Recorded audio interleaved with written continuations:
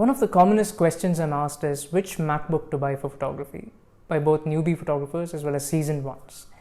And now that Apple has updated all their 3 MacBooks very recently, this contest is closer than ever before.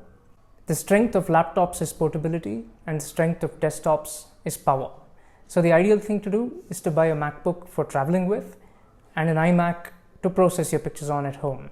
Except that if you do not have the budget for both, then that's not an option.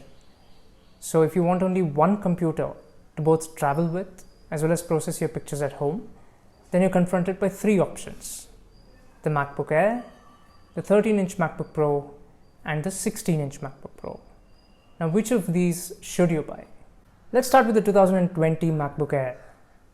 It's the lightest among the 3, weighs just 1.3 kilograms, and is just 1.6 centimeters thick at its thickest point.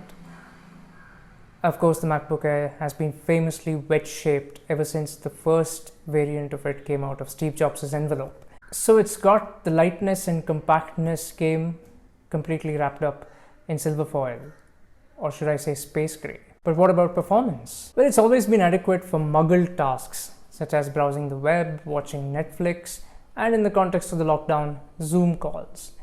And it has never really threatened to knock you dead with its firepower.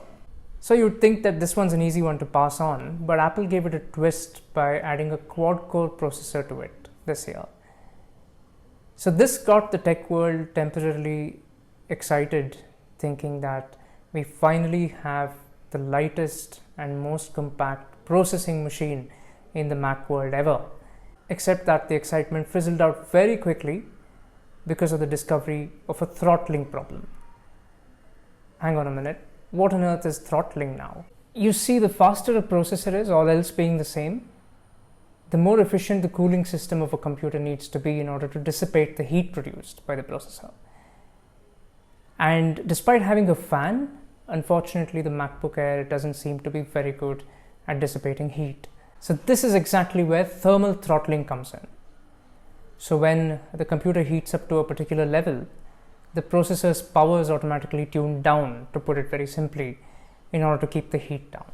And this especially happens when you use processor-intensive tasks such as photo processing and video editing. What this means is that even though the MacBook Air has a quad-core processor, you actually cannot use it for the very purpose for which you need it. And what's worse is that even the dual-core model seems to have reported this issue. There's another problem. The MacBook Air comes with only 2 USB-C ports. Now, USB-C itself is not the most convenient kind of port to have exclusively. So it's worse that there's only 2 of them. And for these reasons, I will not even proceed to discuss the display, which doesn't get as bright as the other 2 MacBooks we're discussing here, or for that matter, the graphics. I will simply end by saying that I do not recommend the MacBook Air as your only processing machine for photography. Moving on then to the opposite end of the spectrum with a 16-inch MacBook Pro. It takes advantage of its larger size to pack in an impressive octa-core 2.3 GHz i9 processor with head-spinning turbo boost speeds. It comes with standard 16 GB RAM and the top end comes with 1 TB storage. Crucially, you get dedicated AMD graphics with 4 GB memory as well as integrated graphics.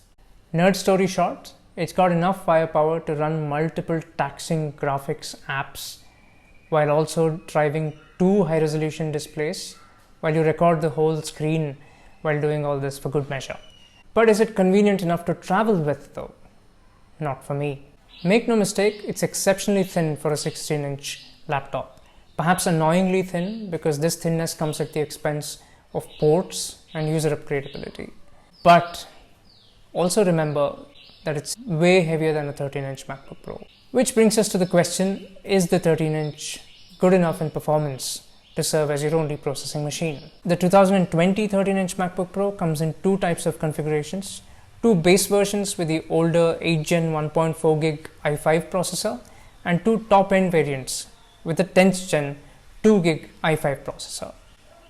Both are quad-core, but I recommend you drop the base variants because they come with only 2 USB-C ports and 8 GB of RAM.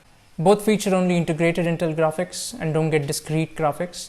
My 2017 13-inch MacBook Pro, which was the top-end variant at that time, runs a dual-core i5 clocked at 3.1 gigs with 8 GB of RAM, again with integrated graphics. So how does it perform? If I were to say in one word, satisfactorily. Adobe Lightroom, which is the app I use for processing images 99% of the time, runs without any problems. There's no slowness while browsing images in grid or full view, zooming into 100% view on individual images, importing, exporting, they're all zippy. And this is true even for 45 megapixel D850 images. So image management is never a problem, even though I have nearly 50,000 images in just one catalog. It always launches and quits very quickly, and seldom have I experienced any hanging or unexpected behavior. It does stutter a little bit when you're viewing videos on Lightroom, but I don't do that much anyway.